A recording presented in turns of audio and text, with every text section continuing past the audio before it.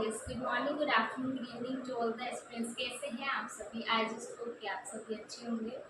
So previous class में हमने and up किया था बाय स्ट्रैटेजी। कहा था हमने एक पार्शली प्रोएक्टिव होती है, partially reactive. First of all हम रिवाइज करते हैं कि प्रीवियस क्लास में हमने किया था कुछ भी नहीं। स्ट्रैटेजिक मैनेजमेंट का चैप्टर नंबर 1 हमने स्टार्ट किया था, जिसके अंदर हमने पढ़ा था कि इंट्रोडक्शन टू स्ट्रैटेजिक मैनेजमेंट। ठीक है, उसके अंदर सबसे पहली चीज जो कवर करी थी वो थी मीनिंग ऑफ स्ट्रैटेजी। स्ट्रैटेजी का मतलब होता क्या है, ये स्ट्रैटेजी है क्या।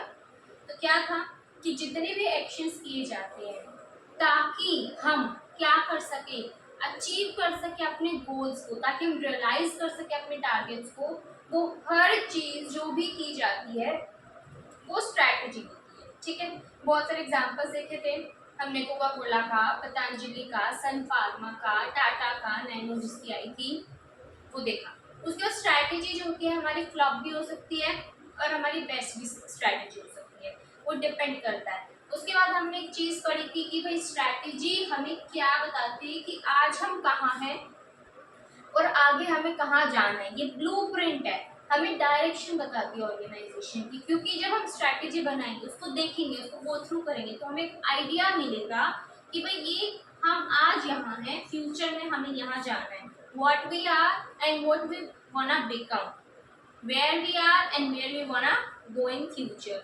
सो this is what strategy is. उसके बाद हमने देखा था कि strategy is partially proactive and partially reactive. ठीक है, तो वो थोड़ा सा हमने ओवरव्यू लिया था। अब ये जो है हमारे नोट्स है किसके, बुक के। ये बुक्स में से बुक के जितने भी हमारे मटेरियल के, जो भी मटेरियल के अंदर लिखा है वो सारा वही है। सबसे पहले रिवाइज कर लेते हैं। प्रोएक्टिव, कोई भी चेंजेस आने से पहले जो हमने स्ट्रैटेजी बनाई उसके पहले का जो भी सब है वो है प्रोएक्टिव।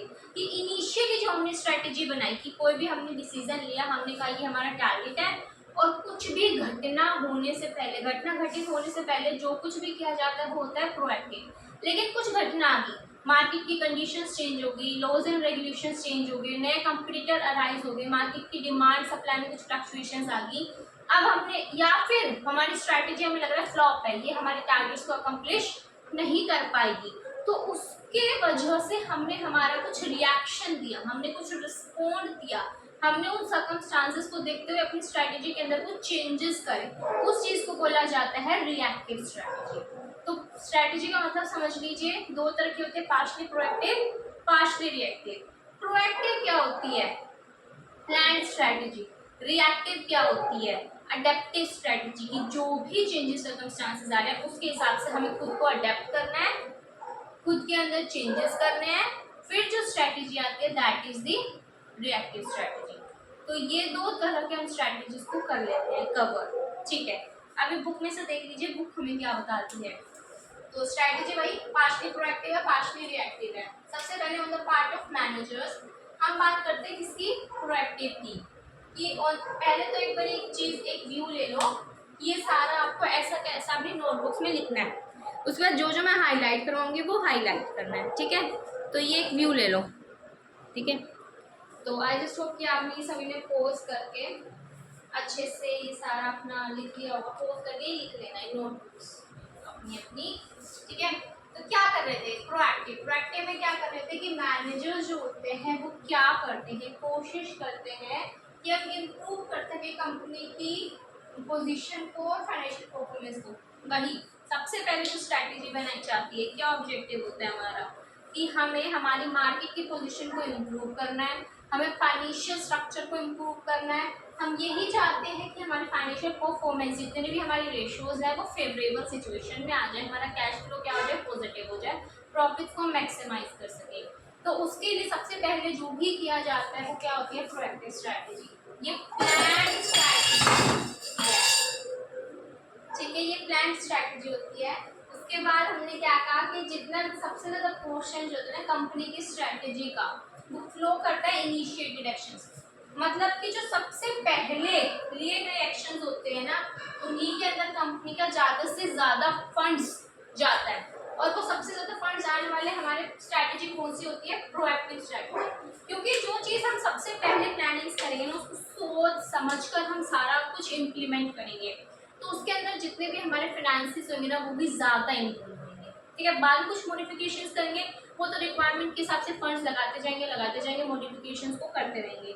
लेकिन जो स्टार्टिंग में हमारे आते हैं फंड्स वो ज़्यादा इन्वॉल्व होते हैं, तो प्रोएक्टिव। उसी से रिलेटेड अगर हम बात करें रिएक्टिव स्ट्रैटेजी, ये रिएक्शंस हैं किसको, अनएंटिसिपेटेड, मतलब जो हमने सोचे ही नहीं थे, कुछ हो गया, कुछ चेंजेस आ गए, कुछ परिवर्तन आ गए, अनएंटिसिपेटेड जो भी चेंजेस आते हैं उनको जो रिएक्शन दिया जाता है वो क्या होते हैं, हमारे रिएक्टिव स्ट्रैटेजी।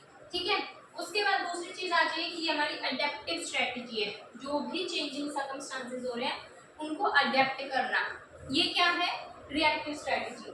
उसके बाद ये एक रिस्पॉन्स है इसको, जो भी अनफोर्सिन डेवलपमेंट्स आ रही हैं या फिर कुछ अनएक्सपेक्टेड टर्न आ रहे हैं मार्केट में, कॉम्पिटिटिव कंडीशंस, तो वही सब चीजें जो बताई थी, फटाफट से इसको नोट डाउन कर लो। हमारा नेक्स्ट टॉपिक आएगा that is gonna be management. Strategy का मतलब डन, दूसरा मतलब मैनेजमेंट, फटाफट कीजिए।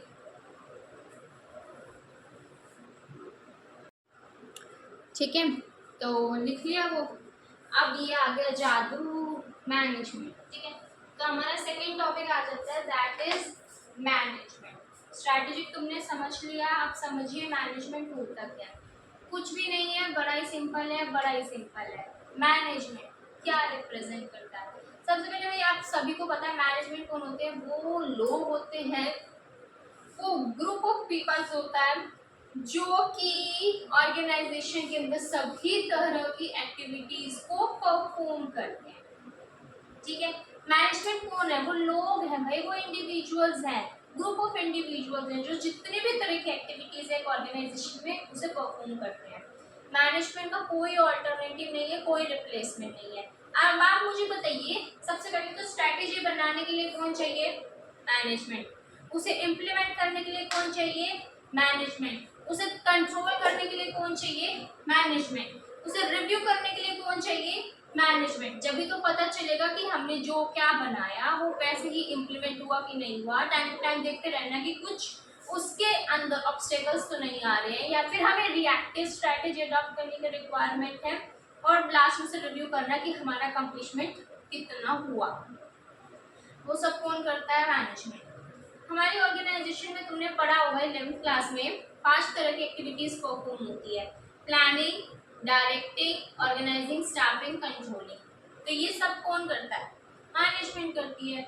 बस ये जो हमने बचपन में पढ़ा था वही चीज, सेम चीज इधर रिप्रेजेंट करती है। बुक के एग्जाम्पल्स हैं, तो जितनी भी एक्टिविटीज हो रही है उन सभी एक्टिविटीज के ऊपर कंट्रोल करना, ये किसका काम होता है, मैनेजमेंट का काम होता है। इंड्यूस करना, डायरेक्ट करना, सारे के सारे इवेंट्स को जो भी अकर होने विद इन द ऑर्गेनाइजेशन कौन करता है, और मैनेजमेंट। उसके बाद बेसिक चीज, एक ऑर्गेनाइजेशन जो होती है ना, हर एक ऑर्गेनाइजेशन के अपने अपने क्राइटेरियाज होते हैं कि उन्होंने कुछ अपने एथिक्स, कुछ वैल्यूज वो बनाए हुए होते हैं। सो ऑर्गेनाइजेशन चाहती है कि हमारे बनाए हुए जितने भी वैल्यूज हैं, जितने भी एथिक्स हैं वो हो। हमारी जितनी भी स्ट्रैटेजीज हैं वो कौन बनाता है, सेट कौन करता है, वो गाइडलाइन कौन सेट करता है, मैनेजमेंट करती है, नोबडी एल्स। ठीक है, उसके बाद एक चीज और, मैनेजमेंट इन्फ्लुएंस करती है पावर, सारी एक्टिविटीज एक ऑर्गेनाइजेशन के अंदर प्रॉपरली ऑर्गेनाइज हो सके। कोऑर्डिनेशन करना तो किसका काम होता है, मैनेजमेंट का काम होता है। एक्टिविटीज को डायरेक्ट करना, रिसोर्सेज को लाना, एक ऑर्गेनाइजेशन के अंदर क्या रिसोर्सेज को इकट्ठा करना, उन्हें अलग अलग एक्टिविटीज के ऊपर अलोकेट करना, क्या है, मैनेजमेंट। तो स्ट्रैटेजिक और मैनेजमेंट, ये दैट्स इट। फटाफट से देख लीजिए बुक में क्या कहा गया है। की ग्रुप है ऑर्गेनाइजेशन के अंदर जो कि इंचार्ज होता है एक ऑर्गेनाइजेशन में होने वाले सभी अफेयर्स, ऑर्गेनाइजेशन में होने वाली सभी एक्टिविटीज के इंचार्ज कौन है, वो की ग्रुप है। वो ग्रुप, लोगों का ग्रुप जो कि ध्यान रखता है कि ऑर्गेनाइजेशन के अंदर सभी तरह की एक्टिविटीज प्रॉपरली कंडक्ट हो सके। दूसरा, मैनेजमेंट क्या है, चीफ ऑर्गन है भाई, मेन इंसान है ये, मेन इंसान जो कि ध्यान रखता है कि ऑर्गेनाइजेशन की एक्टिविटीज प्रॉपरली हो सके, ताकि हम अपनी ऑर्गेनाइजेशन को पर्पसफुल एंड प्रोडक्टिव बना सके। ये सेट होता है इंटर रिलेटेड फंक्शंस का, इंटर रिलेटेड फंक्शंस का सेट, क्योंकि जितने भी फंक्शंस होते हैं वो कैरी किए जाते हैं किसके द्वारा? Management, planning, organising, staffing, directing, staffing and controlling. उसके बाद रेंज क्या है? कुछ भी नहीं है। गोल्स को डिटरमाइन करना, ऑर्गेनाइजेशन के स्ट्रक्चर को डिजाइन करना, रिसोर्सेज को एक्वायर करना और उनको मोबिलाइज करना, मतलब इकट्ठा कर लेना रिसोर्सेज को। उसके बाद अलोकेशन करना उन रिसोर्सेज का लोगों में, अलग अलग एक्टिविटीज में। कंट्रोल सिस्टम को लगाना और ये ध्यान रखना, इंश्योर करना कि ऑर्गेनाइजेशन ने जो प्लान किया है वो अचीव हो जाए। That's it. मुझे बता दो इसमें मुश्किल क्या? 3 कंक्लूजनरी पॉइंट्स आएंगे that I will also show you. This is what management is. 3 conclusionary options कौन से हैं? ये कमांड करते हैं, ये इन्फ्लुएंस करते हैं और साथ में ये ऑर्गेनाइजेशन की स्ट्रेटजीज को फॉर्म करते हैं। तो कंक्लूजनरी पॉइंट्स आप शो कर सकते हैं, अदरवाइज ये मैनेजमेंट का। बताओ इसमें मुश्किल क्या था? मुझे इतना बताओ, फटाफट से लिख लो पॉज करके।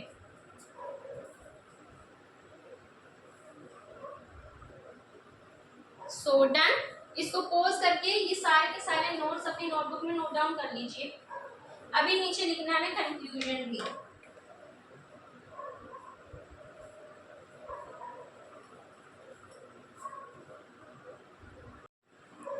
ठीक है, now it's a time for management का कंक्लूजन। कुछ भी नहीं है, अभी जो बताई थी बातें उसी का क्रक्स है।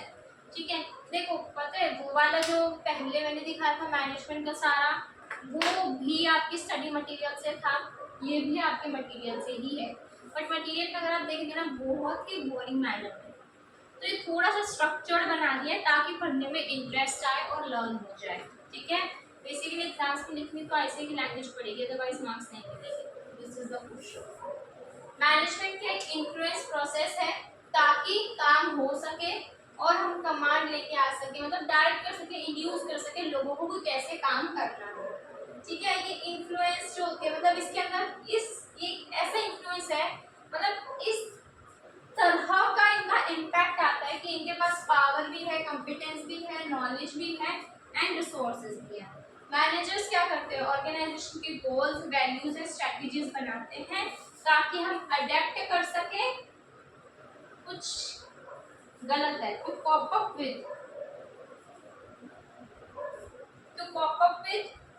अडेप्ट एंड टू एडजस्ट था इधर, एडजस्ट है, सॉरी। ठीक है, तो बेसिकली ऑर्गेनाइजेशन के अंदर जो मैनेजर्स होते हैं फॉर्मुलेट क्या करते हैं? गोल्स, वैल्यूज, स्ट्रेटजीज, ताकि हम अडेप्ट कर सके और एडजस्ट कर सके खुद को। ठीक है, जो भी हमारे इन्वायरमेंट के अंदर चेंजेस आ रहे हैं, ये मतलब इन्वायरमेंट। ठीक है, तो ये इधर, अब ये भी फटाफट से लिख लीजिए, आप पोज करके लिख लीजिए। ये बहुत जरूरी है सारी चीजें। ठीक है, ये बहुत मुश्किल से मैंने छोटे छोटे क्रक्स निकाले हैं, तो ये आपके नोट्स बन जाएंगे पूरे। आप समझ लीजिए बुक में से आप अपने नोट्स बना रहे हैं, जिसके अंदर बुक का हर एक पॉइंट कवर है, बस एक स्ट्रक्चर्ड मैनर में। दैट्स इट, और कुछ नहीं। बुक आप कवर करेंगे, काइंड ऑफ सेटिस्फैक्शन आ जाएगी और इसके अंदर ये नोट्स। तो ये लिख लीजिए, मैनेजमेंट का मतलब हो गया कवर, दोनों मतलब हो गए हमारे। स्ट्रैटेजीज क्या होती है? डन। मैनेजमेंट भी होती है डन। अब क्या करेंगे हम कि क्या लिमिटेशंस हैं और क्या इंपॉर्टेंस है स्ट्रैटेजी की। ठीक है, तो सबसे पहले इसको लिख लीजिए, फिर हम हमारे नेक्स्ट पॉइंट पे आएंगे।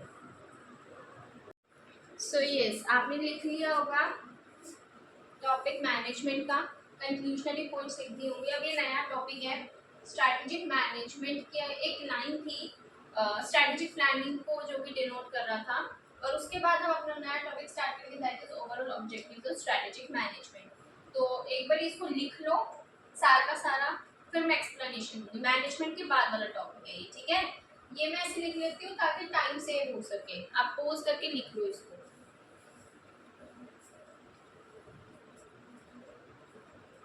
चलो ठीक है, अब मैं बताती हूँ कि ये स्ट्रैटेजिक मैनेजमेंट का मैंने दोबारा से क्यों लिखा है।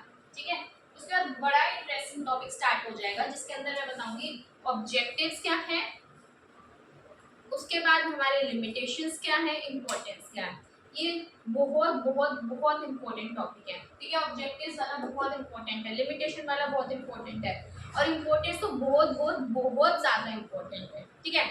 स्ट्रेटेजिक मैनेजमेंट सबसे पहले तो अपने उसमें मार्क कर लेना कि ये यूज होगा फॉर द एमसीक्यू पर्पस, ठीक है, अपने नोट्स में। अब देखो ये क्या कहते हैं, स्ट्रेटेजिक प्लानिंग, क्या कहा, स्ट्रेटेजिक प्लानिंग एक इम्पॉर्टेंट कंपोनेंट है मैनेजमेंट का, जो कि हमें हेल्प करते हैं स्ट्रेटेजी को बनाने में, ताकि हम कंपटीशन को मीट कर सके और सरवाइव कर सके। बताओ क्या था ये, हम कभी भी कोई स्ट्रेटेजी बनाते हैं, वो क्या है, स्ट्रेटेजी प्लान करना, और वो किसका पार्ट है, एसएम का, स्ट्रेटेजिक मैनेजमेंट का। स्ट्रेटेजी किस लिए बनाई जाती है, बेसिकली कंपटीशन में अहेड होने के लिए, मार्केट के अंदर अहेड होने के लिए, अपने कॉम्पिटिटर से ज्यादा अच्छा दिखने के लिए ही तो स्ट्रेटेजी बनाई जाती है। तो वही तो दिखा रहा है कि हम लॉन्ग टर्म में सर्वाइव कर सके, हम ग्रो कर सके, हम कॉम्पिटिटिव कंडीशंस को मीट कर सके, हम अपने कॉम्पिटेंसेस को डेवलप कर सके, उसके लिए स्ट्रेटेजिक प्लानिंग बनाई जाती है। और स्ट्रेटेजिक प्लानिंग एक पार्ट है, एक बड़ा ही इम्पोर्टेंट, एक क्रूशियल कंपोनेंट है किसका, स्ट्रेटेजिक मैनेजमेंट का। That's it. ये क्यों लिखा है, क्योंकि आपके क्या आएंगे एमसीक्यूज, और एमसीक्यूज के अंदर छोटे छोटे से पॉइंट को ना ट्रिक किया जाता है, इसीलिए ये वाला पॉइंट लिखा है कि स्ट्रेटेजी को प्लानिंग आखिर है क्या, तो ये कंपोनेंट है, ठीक है। तो एमसीक्यू के लिए ये, उसके बाद एक बहुत इम्पोर्टेंट टॉपिक है हमारा, that is objectives of asset. देखो ऑब्जेक्टिव्स क्या है, सबसे पहले तो क्रिएट करना कॉम्पिटिटिव एडवांटेज, दैट जो हम बार बार कर रहे हैं, कंपनी को गाइड करना successfully through all the changes. That's it. मैंने क्या बताया, स्ट्रेटेजी क्यों बनाई जाती है। अभी आप मुझे एक बात बताइए, एक है, अपना ही एग्जांपल ले लीजिए, कोई एक बच्चा है, वो चल रहा है बिना कुछ स्ट्रेटेजी प्लानिंग किए, वो अपनी तैयारी करता जा रहा है। दूसरा वेल प्लान बनाता है और उस प्लानिंग के हिसाब से अपना काम करता है, ठीक है। तो अब आप इस चीज को खुद इन दोनों पॉइंट से रिलेट करिए। जो बच्चा प्लानिंग कर रहा है उसको एडवांटेज मिलेगा बाकी लोगों से, वो ज्यादा अच्छा परफॉर्म कर पाएगा, एक कॉम्पिटिटिव एडवांटेज उसे मिलेगा सभी लोगों से, ताकि वो बेटर परफॉर्म कर सके अपने जितने भी कॉम्पिटिटर्स हैं। दूसरा, अगर उसके पास प्रॉपर स्ट्रेटेजी होती है कि मुझे इस टाइम पे इतना काम करना है, इस टाइम पे इतना काम करना है, इस टाइम पे ये काम करना है, तो उसके पास ये पता है कि मुझे वो ना अपना एक मार्जिन टाइम रखते हैं कि मुझे ये मार्जिन टाइम रखना है, इतना मैं एवरेज है कि भी ठीक है, मेरा इतना टारगेट अकम्प्लिश नहीं हुआ तो चलेगा। इसके वजह से उसको क्या मिल जाता है, एक सक्सेसफुली गाइड करता है, वो स्ट्रैटेजी उसको गाइड करते हैं कि अगर ये चेंजेस आ गए तो मुझे किस डायरेक्शन में जाना है। एक है बिना किसी स्ट्रैटेजी के पढ़ता जा रहा है, कोई चेंजेस आ रहे तो उसे गाइडेंस ही नहीं मिल पा रही, भटक गया, मान लो बीमार हो गया, बुखार हो गया, अभी भाई हो गया सारा ठप, ठीक है। या फिर कोई भी, अब आर्टिकलशिप के टाइम पे देखो, इंटर्नशिप ऑफिस चलता है पूरे दिन, अब हमारी कोई स्ट्रैटेजी नहीं है, थक के पता ही नहीं है काम हो रहा है नहीं हो रहा है, क्लासेस हो रही है नहीं हो रही है, कोई आइडिया नहीं मिलता, सुबह ऑफिस जाना, रात तक करते रहना, और रात का तो नाम होता है, आधी रात तक वर्क फ्रॉम होम चलता है ऑफिस में जाने के बावजूद भी, पर्सनल एक्सपीरियंस, ठीक है। तो बस यही है कि स्ट्रैटेजीज के दो ही मेन ऑब्जेक्टिव है। भाई कंपनी के लिए देख लीजिए, कंपनी या उसने स्ट्रैटेजी बना रखी कि मुझे इस फंक्शन के अंदर इस तरीके से परफॉर्म करना है, मतलब मुझे इस तरह का स्टाफ मान लाना है, इस तरह की डायरेक्शन जाएगी, अलोकेशन ऑफ रिसोर्सेज इस तरह से होगा ताकि मेरा सारा काम अच्छे से हो जाए, तो एक कॉम्पिटिटिव एडवांटेज मिलेगा उन लोगों से जिन्होंने स्ट्रैटेजी नहीं बनाई। साथ ही साथ कंपनी को गाइड करेगा, भाई अगर कुछ चेंजेस आ गए तो हम अपनी रिएक्टिव स्ट्रेटेजी ला सके, हम अपनी अडेप्टिव स्ट्रेटेजी ला सके। दो बस इसके ये हैं ऑब्जेक्टिव्स कि क्यों एक स्ट्रेटेजी को बनाया जाता है। सबसे पहला, कंपटीशन में आगे जाने के लिए, बताइए ये लाइंस लिख लिया करो, कंपटीशन में अपनी लैंग्वेज में लिखो जैसे तुम्हें लिखना है, आगे जाने के लिए, क्योंकि हमारा आज का टाइम है कॉम्पिटिटिव, इसके अंदर डे टू डे बेसिस के अंदर कंपटीशन आता रहता है। तो कंपटीशन में आगे जाने के लिए कंपटीशन में आगे जाने के लिए हमारी जो होती है स्ट्रैटेजी बनाई जाती है। और ये क्या बताता है कि किस सिचुएशन में हमें कैसे रिएक्ट करना है, किस सिचुएशन में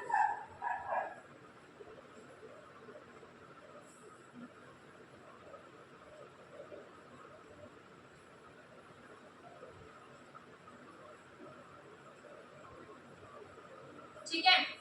तो कंपटीशन में आगे जाने के लिए स्ट्रेटजी बनाना करते हैं और किस सिचुएशन में हमें किस तरह से रिएक्शन अपना देना है वो भी हमें कौन बताती है, रिएक्टिव स्ट्रेटजी। तो यही है हमारे दो मेन ऑब्जेक्टिव्स। अब अगर आप अपनी बुक खोलेंगे ना उसके अंदर ये दो ही ऑब्जेक्टिव्स मिलेंगे और यही दो ही ऑब्जेक्टिव्स हैं, लेकिन उसके अंदर कुछ एक लाइंस मुझे थोड़ी सी अच्छी लगी तो मैंने इसी का पार्ट बना दिया कि भाई ये सक्सेसफुल करने चेंजेस हमारी ऑर्गेनाइजेशन को गाइड करते हैं, इसलिए कि भाई हमारी ऑर्गेनाइजेशन के जो ऑपरेशंस है वो हाईली इन्फ्लुएंस होते हैं चेंजेस से। देखो क्या कहना क्या चाहते हैं, इन्फ्लुएंस होते हैं हमारे ऑपरेशंस, इसको रिलेटेड ऑर्गेनाइजेशन के ऑपरेशंस इन्फ्लुएंस होते हैं इन्वायरमेंट में जो भी चेंजेस हो रहे हैं। तो ऑपरेशंस को स्ट्रैटेजी एक गाइडेंस देती है कि जब जब जब जब ये चेंजेस आएंगे तो तुम्हें किस तरह से रिएक्ट करना है। खत्म, छोटी सी लाइन थी, आपको हेल्प कर सकती है आगे, इसलिए मैंने इतनी लिखी। ठीक है, बस यही दैट्स इट कि हमारे ऑपरेशंस के अंदर ऑर्गेनाइजेशन जो भी तरह की एक्टिविटीज कर रही है, प्रोडक्शन कर रही है, ठीक है, स्टाफिंग कर रही है, ये अलग अलग तरह की एक्टिविटीज है तो परफॉर्म करिए, ऑर्गेनाइजेशन जा रही है और उसके बाद अपने गोडाउन को चेक कर रही है, परचेजिंग कर रही है, सेल कर रही है, वेयर हाउस का रिव्यू कर रही है, स्टोरेज कर रही है, रिसर्च कर रही है, डेवलपमेंट कर रही है, अलग अलग तरह की एक्टिविटीज एक ऑर्गेनाइजेशन के अंदर परफॉर्म की जा रही है। ठीक है, तो उन ऑपरेशंस के ऊपर इम्पैक्ट तो आएगा हमारे चेंजेस की वजह से इन्वायरमेंट के। अभी आप एक बात बताइए कि आज हमारे इन्वायरमेंट की डिमांड सप्लाई के अंदर चेंजेस आ गए, ठीक है, जैसे अभी ईवी बहुत चल रही है, तो ईवी के चलने की वजह से अभी देखो सीएनजी आया, सीएनजी की वजह से पेट्रोल की कार्स के ऊपर इम्पैक्ट आया, ईवी की वजह से उन दोनों के ऊपर आएगा, तो उन दोनों की डिमांड के ऊपर इम्पैक्ट आया इन्वायरमेंट में चेंजेस की वजह से। ठीक है, तो अब ऑर्गेनाइजेशन अगर अपने अंदर चेंजेस नहीं करेगी, अगर उन चेंजेस को रिएक्ट नहीं करेगी तो वो नोकिया बन जाएगी। एक टाइम पे नोकिया क्या था, बेल गर्ल्स था, लेकिन चेंजेस के हिसाब से उसने अपनी स्ट्रैटेजीज को चेंज नहीं किया, उसने कहा कि मैं तो ऐसे ही चलूंगा, एंड्रॉइड ने उसको खींच के ले लिया बस। तो ये होता है कि अगर हम स्ट्रैटेजी प्रॉपर बनाएंगे तो ये हमें गाइडेंस देगी भाई अगर चेंजेस आती हैं तो कैसे करना है, क्योंकि उन चेंजेस का इम्पैक्ट होता है हमारे ऑपरेशंस के ऊपर। दूसरी चीज, दूसरा पॉइंट क्या है कि जो हमारी स्ट्रैटेजीज होती है ना वो क्या करती है, मैनेजमेंट को हेल्प करती है अपना विजन डिसाइड करने में, अपना मिशन डिसाइड करने में, अपने टारगेट्स को डिसाइड करने में, अपने ऑब्जेक्टिव्स को डिसाइड करने में और उन चीजों को अचीव करने के लिए। ठीक है, और तीसरा पॉइंट क्या होता है कि ऑर्गेनाइजेशन की स्ट्रेटेजी हमें हेल्प करती है कंट्रोल करने में, प्रॉपर स्कैनिंग करने में हमारी एक्टिविटीज को कि भाई हम कहीं पे कुछ गलत तो नहीं कर रहे, कभी हमारी एक्टिविटीज गलत ना हो जाए। जैसे कि टाटा ने क्या किया, नैनो को लाया, नैनो का लाना उसके लिए फ्लॉप हो गया, वो नैनो ऑसम लाया, वो भी इतना नहीं चला बट स्कैनिंग करता रहा वो, तो स्ट्रेटेजी ने उसे हेल्प किया कि हमें कंट्रोल करना है, भाई मॉनिटरिंग करनी है, इन्वायरमेंट को स्कैन करना है, देखते रहो कि लोग कहाँ जा रहे हैं, लोगों का क्या डिमांड जा रही है, कुछ पॉलिटिकल चेंजेस तो नहीं आ रही, कुछ लीगल रेगुलेशंस तो नहीं आ रही, कुछ इन्वायरमेंट के अंदर चेंजेस तो नहीं आ रही, कुछ सोशल इम्पैक्ट तो नहीं आ रहा, पेस्टल पड़ा हुआ अभी भी आएगा। ठीक है, और हमारे पास यही हो जाता है। तो ये दो लाइंस जो है ना, लास्ट दो लाइंस जो है ये बुक के अंदर है, सेम टू सेम बड़ी बड़ी लाइंस इससे मैंने लिखी नहीं, तो मैं आपको भी मार्क करा देती हूँ कहाँ से कहाँ दी। बुक में आपका एक टर्म होगा कि strategic management refers to a managerial process, वहां से लेके उसको मार्क कर लो, एडजस्टमेंट्स आर डीम्ड अप्रोप्रिएट। ठीक है, ये बी पॉइंट हो गया, कहाँ से लेके कि हमारा स्ट्रैटेजिक जो होती है मैनेजरियल प्रोसेस से लेके ये हमारा लिख लीजिए डीम्ड अप्रोप्रिएट, ये डीम किया जाता है कि वो अप्रोप्रिएट है। ठीक है, ये तो हो गया हमारा कौन सा पॉइंट, बी पॉइंट। दूसरा पॉइंट मार्क कर लीजिए, strategic management involves developing the companies vision, वहां से लेकर आपको लिखना है इवैल्यूएशन एंड कंट्रोल नीचे। ठीक है, तो कंपनी के विजन से लेकर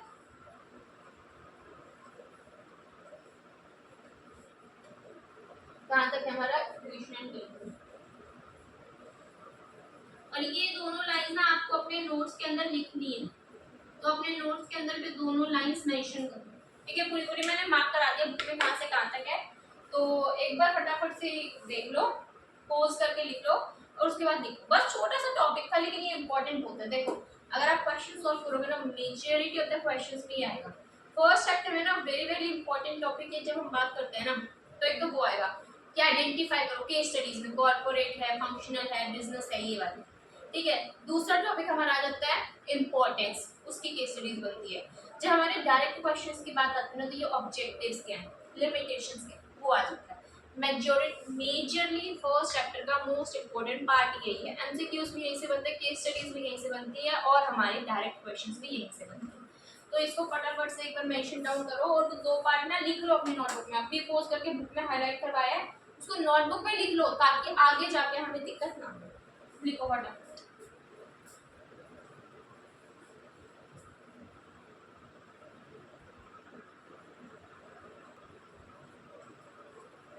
लिखा, ये वाला टॉपिक अच्छे से लिख लिया। अभी मैजिक होगा और नया हम टॉपिक पढ़ेंगे, दैट इज लिमिटेशंस। ठीक है, तो लिमिटेशंस के लिए हमें फटाफट से रेडी लीजिए। नया टॉपिक आ गया है आपका, that is limitations of strategic management. जैसे मैंने कहा कि इसको मार्क कर लो सबसे पहले, तो ये बहुत ज़्यादा इम्पोर्टेंट है, बहुत ज़्यादा इम्पोर्टेंट। आप कहेंगे भाई याद कैसे करें, ऑब्जेक्टिव तो याद हो ही गए हमें, कितना आसान है। डेफिनेशन के अंदर ही कॉम्पिटिटिव एडवांटेज हमें मिलता है और हमें गाइड करता है ऑर्गेनाइजेशन को, कोई भी चेंजेस आते हैं तो हमें कैसे अपना काम करना है। अभी ये आ जाता है लिमिटेशंस, क्या क्या दिक्कत है, क्या क्या कमियां हैं स्ट्रैटेजिक मैनेजमेंट के अंदर। वेरी वेरी इंपॉर्टेंट टॉपिक है, इंपॉर्टेंट मार्क कर लेना, लिख लेना। ठीक है, उसके बाद ये वाले पॉइंटर्स हैं, एक बार अपनी नोटबुक में नोट डाउन कर लो। सबसे पहले तो सारे के सारे टॉपिक्स अच्छे से नोट डाउन कर लीजिए अपनी नोटबुक के अंदर। उसके बाद मैं एक्सप्लेनेशन दूंगी और मैं गारंटी दे रही हूँ एक्सप्लेनेशन देते देते आपको याद हो जाएगा। ठीक है, पोज करके लिख लेना सारे के सारे। आई जस्ट होप कि क्लियरली दिख रहा होगा। ओके, अभी इसको छोड़ो, क्या है ये ऐसा मैन फलाना है ढिमकाना, इसको छोड़ो और अभी हम फोकस करेंगे किसके ऊपर, एक एग्जाम्पल के ऊपर, एंड दैट इज अभी आजकल हम देखते हैं सबको ज्यादातर शौक चढ़ रहे हैं मोमोज के, है ना। तो हम मोमोज वाले को देखते हैं। अभी आप ना गए मोमोज खाने, आप रेडी वाले के पास खड़े हो गए और आप उसको कह रहे हो कि लगाए, इतने वो लगा रहा है, तुम खाली खड़े हो, खाली खड़े हो, तुमने ऐसे पढ़ रखा है अच्छे तरीके से। अब हमने क्या होता है ना कि जब हम पढ़ लेते हैं ना अच्छे से तो हमें मन करता है कि हम थोड़ा सा ज्ञान बांटें, थोड़ा सा अंदर से जिज्ञासा होती है, दिखते हैं ना भाई हाँ चलो इसको ज्ञान बांटते हैं। तो हमारा मन हो कि चलो इसको ज्ञान क्यों ना बांट दिया जाए इस मोमोज वाले को। ठीक है, समझो अच्छे से। अभी मोमोज वाला मोमोज बना रहा है और हम खड़े हैं उसकी साइड में, ये भैया हम खड़े हैं इधर बोल रखा है, हम कह रहे हैं भैया तुम्हारा इतना अच्छा बिजनेस चल रहा है, कितना कमा लेते हो। वो कह रहे हैं भाई कमा लेता हूँ महीने का 20-25 हज़ार रुपये।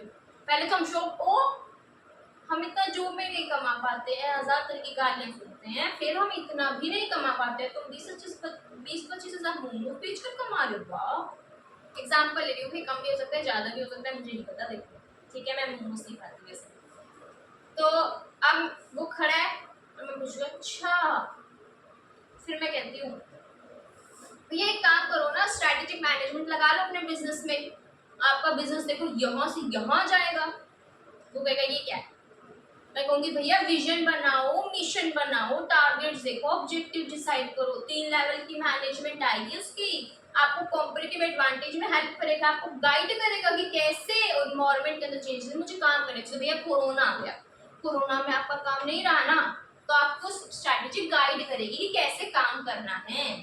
ठीक है, अब वो बेचारा ऐसे बुझा रहा है, क्या बोल रही है कि बोलना क्या चाहते हो, कहना क्या चाहते हो। अब वो बेचारा कंफ्यूज, वो देखे जा रहा है, समझ ही नहीं आ रहा कि क्या कहें भाई क्या कहें।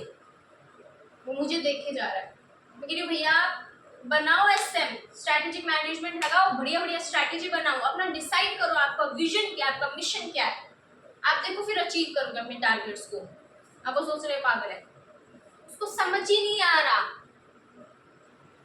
दिक्कत आ गई एसएम की, बहुत डिफिकल्ट है इसको अंडरस्टैंड करना। ठीक है, अभी मैं इतने बड़े बड़े कॉम्प्लेक्स नाम ले दूंगी, भाई उसको पल्ले ही नहीं पड़ रहा करना क्या है। पहली बात है ये होता क्या है, इसको करना कैसे है, मुश्किल है उसके लिए समझना। अब चलो उसको मैंने समझा दिया, ठीक है, समझा दिया। अभी मैंने उसे आज कहा कि तुम आज ऐसा ऐसा ऐसा ऐसा करो, वो कह रहा अच्छा मुझे सक्सेस तो मिल जाएगी, कल ही मिल जाएगी। मैं कहूँगी ऐसे थोड़ी होता है भैया, आज लगाया कई सालों बाद रिजल्ट दिखेगा आपको, कई सालों क्या साल बाद दिख जाएगा, लंबा टाइम लगता है। एक स्ट्रैटेजी को बनाना, उसको इम्प्लीमेंट करना, उसको कंट्रोल करना, टाइम टाइम से रिव्यू करते रहना, फिर देखना, मेजर करना कि अचीव हुआ है या नहीं हुआ है, उसको मेजर करना, बहुत टाइम लग जाता है। और एक स्ट्रैटेजी के बनाने के लिए, उसको लगाने के लिए, निगरानी रखने के लिए अलग अलग तरह के एक्सपीरियंस लोगों की जरूरत है। अब वो बेचारा मोमोज वाला, पहले तो उसे समझ नहीं आती दे रहा कि ये बोलने क्या चाह रही है, अभी उसके पास अब आज वो मोमोज बेच रहा है और वो स्ट्रैटेजी लगाने के लिए अपना सारा पैसा लगा देगा कि भाई मैं ये लोग लाऊंगा, ये लोग लाऊंगा, ये लोग लाऊंगा, ये लोग लाऊंगा, आगे जाके मुझे सक्सेस मिलेगी। और वो स्ट्रैटेजी पे अगर फ्लॉप निकली तो पैसा भी गया, टाइम भी गया, दिमाग भी खपाया और कुछ हाथ भी नहीं आया। वाह कितना अच्छा गया, पैसा भी खपाया, टाइम भी खपाया, दिमाग भी लगाया और फिर कुछ हाथ भी नहीं आया। तो बस यही हो जाता है उसके साथ। उसे पहली बात तो उसे समझ नहीं आ रहा, इतना टर्ब्यूलेंट, इतना कॉम्प्लेक्स है ये समझना, अच्छा। और उसके बाद कॉस्टली, भाई मैं ये लोग लाऊंगा, ये रिसोर्सेज लाऊंगा, ये टेक्नोलॉजी लाएगी, उसके बाद एनवायरनमेंट को देखते रहना, इतना कॉस्टली, इतना कॉस्टली, इतना टाइम, इतने टाइम बाद मुझे सक्सेस मिलेगी, और वो भी अश्योरिटी नहीं है कि सक्सेसफुल होंगे या नहीं, बेनिफिट आएगा या नहीं, उसका भी कुछ नहीं पता। These are the limitations of strategic management। क्या कमियां हैं किसमें? मैं बावली नहीं हूँ, मैं दो बार बोल रही हूँ, आपके दिमाग में बैठ है इसलिए बोल रही हूँ, ठीक है। तो क्या कमियां हैं हमारे स्ट्रेटेजिक मैनेजमेंट के अंदर, यही तो है। एक मोमोज वाले को जाओ या जो भी दिखते हैं आपको गोलगप्पे वाले, उनको देखो और सोचो, पेपर लिख रहे हो, पेपर लिखते लिखते सोचो मैं गोलगप्पे खा रही हूँ या खा रहा हूँ, और सोचो क्या दिक्कत आती होगी अगर मैं उसे ऐसे में समझाऊँ, बस वो बावला हो जाएगा बेचारे, से समझ ही नहीं आएगा, इतना टाइम लग जाएगा उसके, इतने पैसे लग जाएंगे। अभी भी हम उसे गारंटी से नहीं कह सकते भाई तेरा अच्छा ही जाएगा, नहीं फ्लॉप हो सकता है। That's it. अब बेस्ट चीज, ये एग्जांपल लिख लो, ये अपने नोट्स के अंदर लिख लो साथ में, ताकि तुम्हें याद रहे, ठीक है।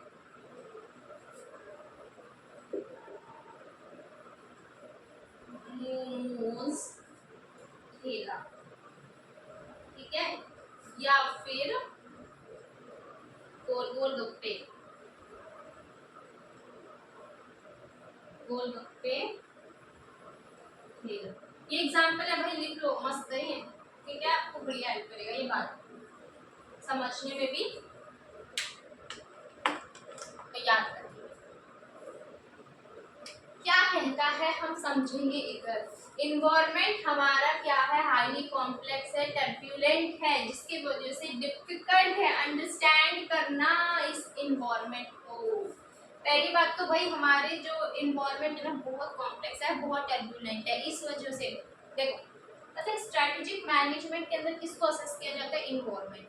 अभी मैंने तुमको रिलेट किया, तुम कहो कि भाई ये तो इन्वायरमेंट कह रहा है, स्ट्रेटेजिक मैनेजमेंट, पहली बात तो याद कराने के लिए, क्योंकि वो एसएम की लिमिटेशंस याद करना, इसलिए मैंने कहा कि स्ट्रेटेजिक मैनेजमेंट भी ऐसा है, स्ट्रेटेजिक मैनेजमेंट वैसा है। दूसरी बात, स्ट्रेटेजिक मैनेजमेंट मेजरली वर्क किया जाता है ऑन द इन्वायरमेंट, और हमारा इन्वायरमेंट ना बहुत कॉम्प्लेक्स है, डे टू डे बेसिस के ऊपर इसके अंदर चेंजेस आते रहते हैं, ठीक है, इस वजह से हम इधर बात करते हैं।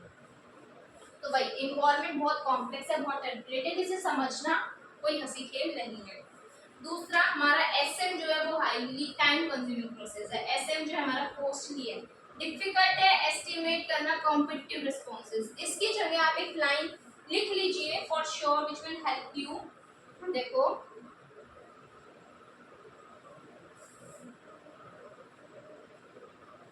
इतना करने के बाद, हमने इतना इतना इतना इतना किया, इतना करने के बाद अपनी लैंग्वेज में लिख लेना भी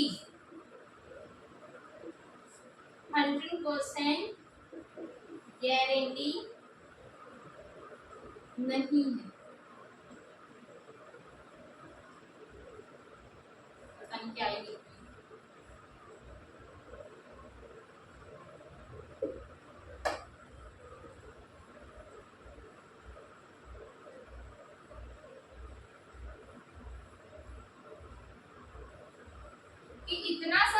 किया, उसके बाद भी हम 100% गारंटी नहीं दे सकते कि तुम्हें सक्सेस मिलेगी ही मिलेगी।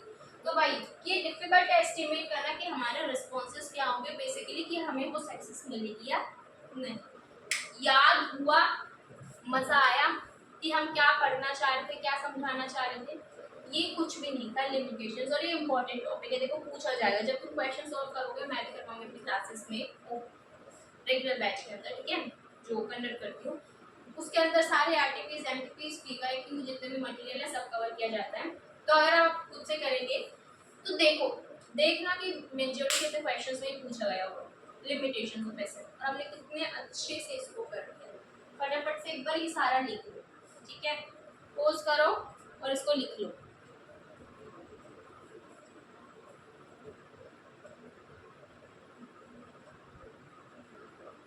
तो लिख लिया आप सभी ने? अच्छे से लिख लेना भाई। चलो, सो आज के लिए इतना ही। सबसे ज्यादा इम्पोर्टेंट बात ये जो है ना, थोड़े से मेन जो लाइंस है जो आपको पेपर के अंदर लिखनी है, वो छाट के मैंने इधर बनाई है, ठीक है, बुक में से। बुक में साथ रहते हुए जो आप नीचे देखते हो ना, बार बार बुक में देखते हो कि भाई कुछ रह तो नहीं गया। तो अभी मैं चेक कर रही हूँ एक्चुअली कि और कोई टॉपिक करवाना है आज। छोटू सा टॉपिक देखने को तो मिल जाए नहीं है। चलो, तो आज के लिए इतना ही, बाकी हम करेंगे कल। अब मिलेंगे हम कल। आज क्या क्या कवर किया है? कुछ भी नहीं किया है। सबसे पहले प्रोएक्टिव रिएक्टिव के नोट्स लिखे हैं। उसके बाद हमने पढ़ा है कि मैनेजमेंट क्या होता है, उसके कंक्लूजनरी पॉइंट्स देखे हैं। उसके बाद हमने देखा कि स्ट्रैटेजिक मैनेजमेंट की छोटी सी लाइन थी जो स्ट्रैटेजिक प्लानिंग को डिनोट करती है, हमने वो देखा है। उसके बाद हमने क्या देखे? ऑब्जेक्टिव्स देखे एसएम के, और अब हमने देखे लिमिटेशंस ऑफ एसएम। अब आप मुझे ये बताइए कि इसमें आपको डिफिकल्टी लगी तो लगेगा, ठीक है? एक सेकेंड, ठीक है, बताओ। डिफिकल्टी लगी तो लगेगा, बस यही है हमारा। साथ ही साथ याद होता जाएगा, कोई दिक्कत परेशानी नहीं होगी। थोड़ा थोड़ा करके हम ये सारा कवर कर लेंगे। आपको मैं एक चीज़ की एश्योरिटी दे रही हूँ कि with in classes 4 to 5 classes, maximum 5 classes में आपका चैप्टर 1 कंप्लीट हो जाएगा, ठीक है? अभी कहने को कहीं भी छोटा सा चैप्टर था, इसे 5 दिन लगा दिए, याद हो रहा है। उससे बड़ी बात कोई है? रिवीजन के साथ में। तो बस यही है, आज के लिए हम इतना ही करेंगे। अब आपके लिए होमवर्क क्या है कि कल ये सारा रिवाइज करके आपको आना है। जैसे हमारे क्लास का रूल रहा है कि सबसे पहले रिवाइज होगा प्रीवियस सारा, उसके बाद ही नए सब्जेक्ट के ऊपर, नए टॉपिक के ऊपर बढ़ा जाएगा। तो फिर बस यही है। जो भी डाउट है, जो भी क्वेरी है, कुछ भी पूछना है, just let me know down in the comment section. और लाइक शेयर सब्सक्राइब कर दो जितना ज़्यादा हो सके, ताकि मैं ज़्यादा से ज़्यादा वीडियोस बना सकूँ अपलोड कर सकूँ। So yeah, that's all from my side today.